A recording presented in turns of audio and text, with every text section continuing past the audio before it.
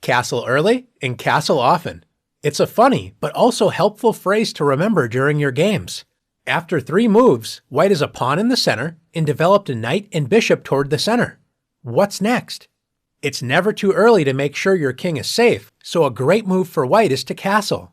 Remember, this is the one time you can move 2 pieces at once. You move your king 2 squares, and then the rook moves next to your king, like this. Think of castling as building a house for your king. The king finds shelter behind 3 loyal pawns. So it isn't easy for your opponent to tear down your defenses. The other great thing about castling is it answers a question you might be wondering. How do I bring my rooks into the game? Castling allows your rook to move toward the center, where it can enter the action. If you were black in this position, what would your plan be?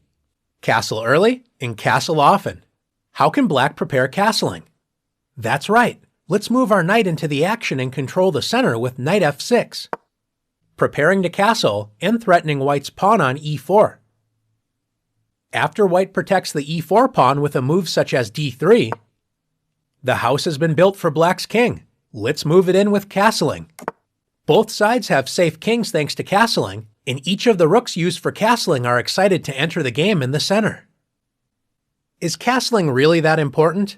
Since our opening strategy should be to control the center, actively develop our pieces to help support the center, and castle our king to safety, we definitely do not want our king to sit in the center of the board where most of the action usually takes place. In this position, white is castled, but black's king is sitting on a central file which is wide open. With white to move, we can see our rook enter the action with rook e1 check. Rooks love open files, especially files leading to the enemy king. Notice black's king cannot escape the center, as white's bishop controls its escape square. Black could block the check with the bishop, but white would simply capture that bishop, and once again black's king would be in check. Black's only other move is queen e7, blocking the check, but now black's queen is in danger. Since white has 2 attackers, the bishop and rook, and black only has 1 defender of the queen, the king, white can play rook takes e7 check, winning black's queen and checking black's king. Notice black's king cannot capture the rook, as then black's king would be in check. Black would love to castle the king to safety, but since you can't castle out of check, black has to settle for a move such as king d8. Notice black's rooks are not connected, so they cannot work together, and black is down an entire queen. Now that we learned how much rooks love castling as they can enter the action in the center, would you believe white has an even stronger way to take advantage of black's exposed king?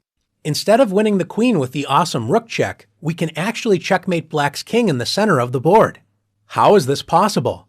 Our path to victory begins with delivering a check with our most powerful piece, queen to e2 check. Once again, black's king cannot move as white's bishop prevents its escape, so after queen e7, using our queen as an attacker with the bishop as a helper, we can play queen takes e7, checkmate, capturing black's queen, attacking the king, and covering all of the escape squares.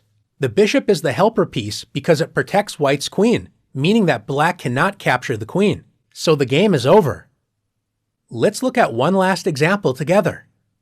Sometimes we do our best to castle early, and it just doesn't work out as planned. Don't worry, it happens to all of us. The most important thing is not to dwell on the past, but focus on what you can do now and build a better future. White is down a pawn, and black is threatening to capture our rook on h1. To make matters worse, our king is still in the center, and black's rook that was used for castling is lined up with our king. Not a good sign. What is white to do? How can we move our king to safety and protect our rook on h1 at the same time? That's right, we can castle queenside. Our king has escaped the dangers of the center, and now the rooks are connected, protecting each other on the first rank. White's position isn't perfect, but it's a lot better now that we've castled. You've done a great job exploring the importance of protecting our king by castling. Now let's castle early and often in the challenges.